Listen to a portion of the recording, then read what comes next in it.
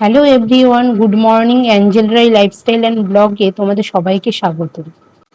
আমি না গাছ ভীষণ ভালোবাসি জানো তো, কিন্তু জায়গা না থাকার কারণে বেডরুমের উইন্ডোতে এই গাছগুলো লাগাতে হয়েছে। তো উঠেছে অনেক সকালবেলা, রান্না বান্না সব হয়ে গেছে, তোমাদের দাদা খেয়ে দিয়ে ডিউটিতেও বেরিয়ে গেছে। তো ভাবলাম যে ঠিক আছে, চলো এবার তোমাদের সাথে একটুখানি টাইম কাটানো যাক। তোমরা আমার যারা ডেইলি ব্লগ ফলো করছো তারা তো জানো যে আমার 9 মাস প্রেগনেন্সি চলছে।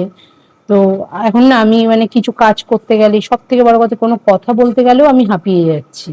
তো দেখো তোমাদের সাথে কথা বলছি আর ভীষণ হাঁপিয়ে যাচ্ছে, ভীষণ কষ্ট হচ্ছে, কিন্তু তাই একটু একটু করে রেস্ট নিচ্ছি, নিয়ে নিয়ে কথা বলছি। ইচ্ছে থাকলেও ভিডিও করতে করতে না কথা বলতে পারি না, তার কারণ হচ্ছে এত দমের প্রবলেম হয়ে যায়, এত শ্বাসকষ্ট হয় যে কথা বলতে গেলে মানে এত হাঁপাচ্ছি, যার জন্য পরে ভয়েস ওভার দিতে হচ্ছে। এখন দেখো দুধটা কাটিয়ে ছানা বের করছি, কারণ দুধটা আমি একদম খেতে পাচ্ছি না।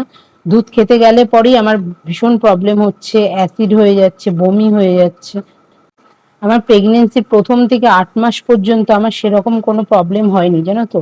সবাই বলে যে প্রথম 3 মাস প্রচুর খেতে পারে না, বমি হয়, বিভিন্ন ধরনের প্রবলেম হয়, কিন্তু আমার ক্ষেত্রে কিন্তু সেটা কিচ্ছু হয়নি। এমনকি আমি বুঝতেই পারতাম না যে আমি প্রেগনেন্ট। ঠিক আছে, নর্মাল। আমি তোমরা বুঝতে পারছো, আমার 8 মাসেও আমি আমার মেয়েকে স্কুটি চালিয়ে স্কুলে নিয়ে যেতাম, আমি এখানে ওখানে যেতাম, বাজারঘাট করতাম, সব কিছু করেছি, A to Z কাজ করেছি।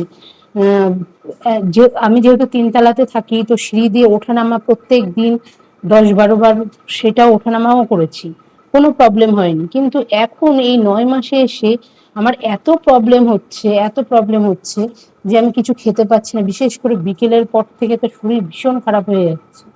তোমাদের কারোর সাথে এরকম হয়েছে কিনা প্লিজ জানিও তো, আর এই সমস্যাটা সমাধান কি হবে সেটাও একটুখানি জানিও। তার কারণ আমি না বুঝতে পারছি না জানো তো।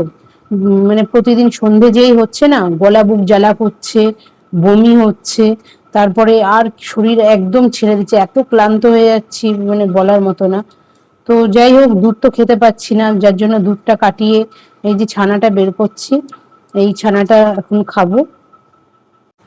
আমার মেয়ের সময় কিন্তু আমি এত কষ্ট কখনো পাইনি, না প্রথম 3 মাসে পেয়েছি, না লাস্টের 3 মাসে গিয়ে পেয়েছি।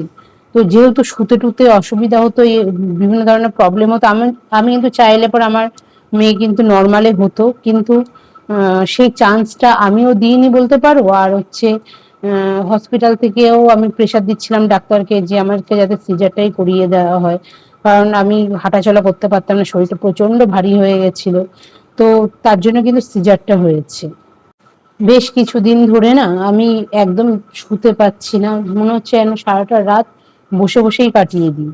কারণ শুতে গেলে পর না বাঁ দিকটা এত ব্যথা হয়ে যাচ্ছে, বিশেষ করে পাঁজরের দিকটা এত যন্ত্রণা করছে, যেন আর উঠে মানে বসার মতো আর ক্ষমতা থাকছে না।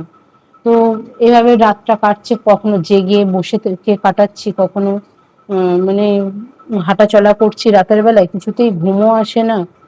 ঘুম আছে চোখে, কিন্তু ঘুমাতে পারছি না এই ব্যথা যন্ত্রণার জন্য। যেহেতু স্নানটা আমার সকাল সকালই হয়ে যায়, কারণ রান্না বান্না করে টোরে তোমাদের দাদা বেরিয়ে যায়, আমি স্নান টান করে টোরে সমস্ত কাজ বাজ সেরে টেরে উঠি। তো এখন দুপুরে খাওয়া দাওয়ার পরে একটু ফল নিয়ে বসেছি। এই বেদানা ছাড়াতে যে কি অস্বস্তিকর ব্যাপার, সে বলার মতো না। ছাড়ানোর জন্য না বেদানা একদম আমার খেতে ইচ্ছে করে না। যদি কেউ ছাড়িয়ে দেয় তাহলে পর ভালো লাগে। আর কেউই বা কোথা থেকে পাবো বলো। তোমাদের দাদা যদি বাড়িতে থাকে তাহলে ও একটু বেদানাটা ছাড়িয়ে দেয় খোসাটা, আর তা না হলে তো আমার মেয়ে ছাড়িয়ে দেয়। আর মেয়ে বলে যে মা দাঁড়াও আমি ছাড়িয়ে দিচ্ছি। একটা কথা তোমাদেরকে বলি, সব প্রেগনেন্ট হলে পর না আমি দেখেছি বিশেষ করে বড়রা সবাই চায় কি ছেলে হোক ছেলে হোক, কিন্তু বিশ্বাস করো আমার ছেলে থেকে কিন্তু আমার মেয়েই বেশি ভালো লাগে। ছেলেরা না বাবা মায়ের কষ্ট অতটাও বোঝে না যতটা মেয়েরা বোঝে। আমার মেয়ে আমাকে এত ভালোবাসে, শুধু আমাকে নয় ওর বাবাকেও ভীষণ ভালোবাসে।